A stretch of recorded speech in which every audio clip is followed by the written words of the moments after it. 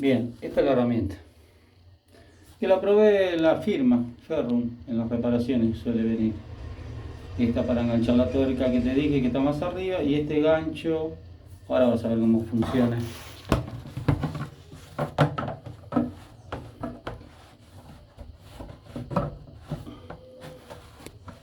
Apreciar cómo empieza a aflojar.